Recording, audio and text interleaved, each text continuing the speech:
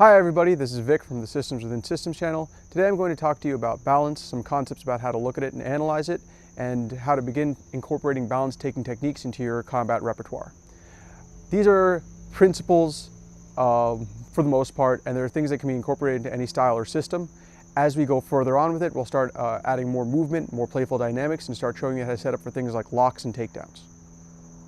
So for this next portion, I'm going to call Instructor Ben Brown out. And what I'm going to have Ben do is I'm going to have him take a position.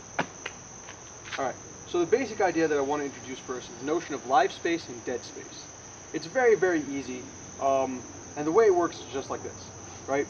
Live space is where his feet are lined up. Dead space is where he doesn't have his feet lined up.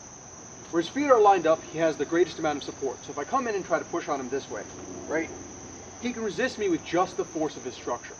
If I come in from this angle though, right, if I draw a line between his toes and his heels, and I go 90 degrees through it, I come in on this angle, and he moves very, very easily, because he has no support there, right?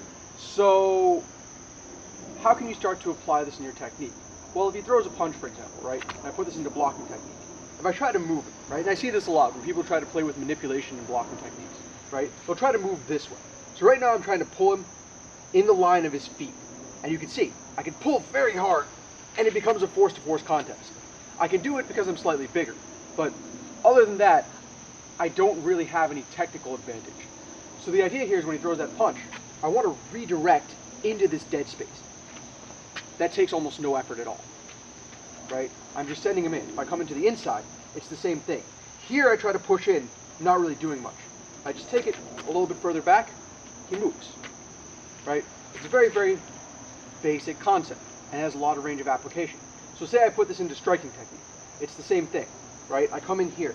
Now I may want to punch into his root, right? There are different reasons for punching into these different areas, right? If I hit him here, I can keep him here, and I can keep more of my energy in his structure. But say I want to manipulate him with this hit. Again, I find this line, right? And this line doesn't necessarily have to be along that 90-degree angle. It can be any line of force that doesn't run into his feet. So if I come from this direction, I run into his feet. But if I take it very slightly off angle, now I'm going right past them. So I take this strike, and I come in there, and he moves, right? And you can play with directions too. So I can go down with it, I can go up with it. It's the same thing with the blocks, right? So if he throws a strike, I can go down with it. And this is something you'll see if you watch Sifu's first video on timing. You'll notice that when he's doing the second timing, attacking after I attack, when he's doing his blocks, all of his blocks are going down this way, right? It's a way for you to start setting yourself up for different kinds of techniques, right? So say he throws another one, right? I bring him in. I can start setting up for my chokes, my locks, and my takedowns. All right? As you get further and further into this, it becomes a matter of moving and manipulation, and you can start to set up for different kinds of techniques, different levels of technique. The idea is that I always want him to react to my attack, right? If he's violent and he's coming in with aggressive energy and intent, I want to make sure that I can constantly disrupt him with the minimal amount of effort possible. Right now you can see I've started to just come in with my movement, and that's what directs him, that's what breaks his balance. He comes in again, right? I can take him in this way, right? I'm just using that energy as part of my movement. Thanks for watching, everybody. Like I said before, this is just a brief introduction to a very broad set of concepts and principles.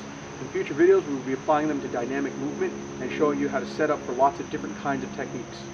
If you like what you saw, please hit the like button and subscribe below.